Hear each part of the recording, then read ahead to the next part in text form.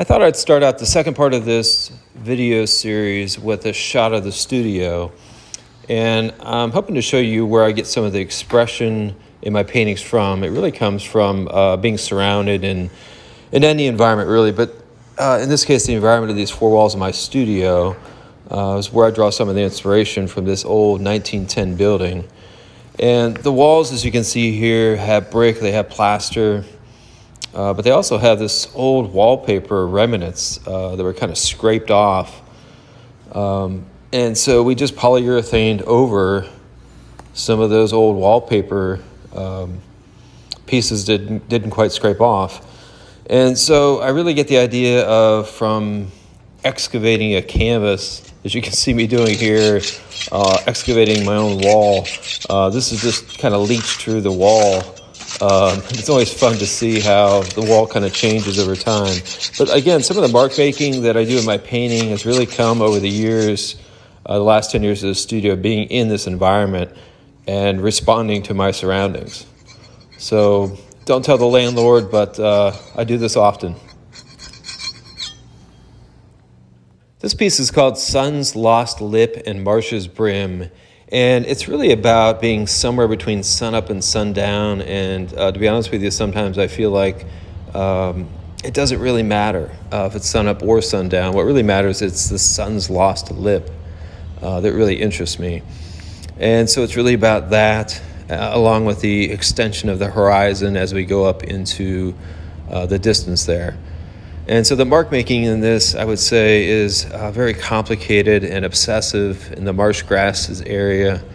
And also within the color theory, it's equally complex. It's a triadic color theory, which is difficult to balance with warm and cool light. And as we pull away from it, the confusion, the variety, and the noise, we get a calming and peaceful effect.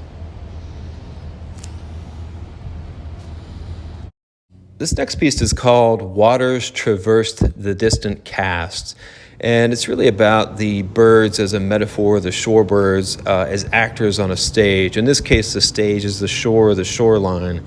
And as this new cast of characters comes across the sand, scattering into the stage there, they begin to act and move and react to one another, kind of a group think, but also as individuals. And there's a sociology to that I like, the interaction of people.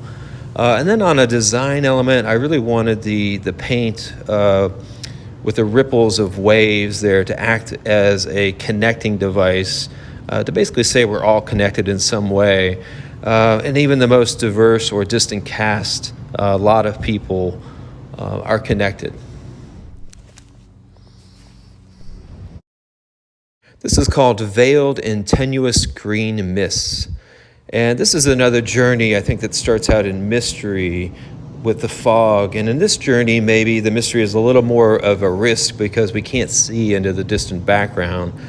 We can only have our foreground and the reflection to go by.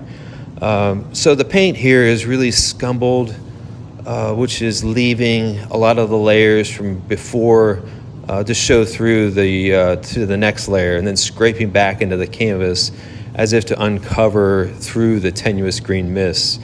So up close there is some scumbling, obsessiveness to that.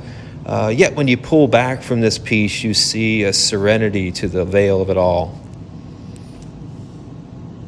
This is low-lying Rich's Green, and this is another stopping point or egress along the journey.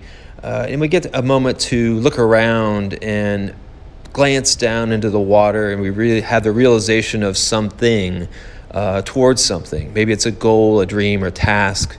And it's the treasure that's always surrounding us. It's low-lying riches in that way. And so the mark making here is really meant to be overwhelming in terms of its variety of treasures of greens in terms of hue, intensity, and value. And the edges of this painting, I wanted to be almost torn and tattered like an old treasure map.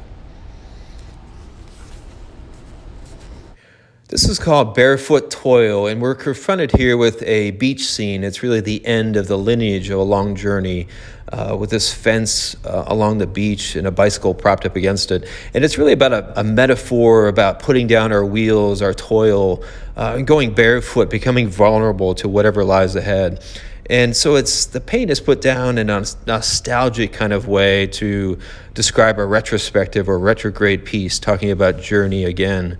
And the paint is very thin in glazes, almost antiqued or monochromatic. And I wanted to feel it like it was reminiscent. This is called Optimist Hallway, and this is really the last piece at the end of the series. And I wanted to read sort of ambiguous. Is it the beginning? Is it the end? Is it the beginning of the end? And we could be facing the shoreline, or we could be leaving the shoreline. But whether it's an exit or an entrance, either way, hopefully we got something positive from it all. And that's the hallway of optimism. And so the paint is put on in a way to reflect nostalgia again, but also a rhythm of the line work here from the shoreline to the lines of the boardwalk, each of them marking time along the way. So that's the end of the show. I will do another video about the individual birds in the collection, but I want to thank you for watching and listening again, and please like, comment, or share this. If you'd like to purchase any of these pieces, please call Shain Gallery at 704-334-7744 or www.shaingallery.com. Thank you.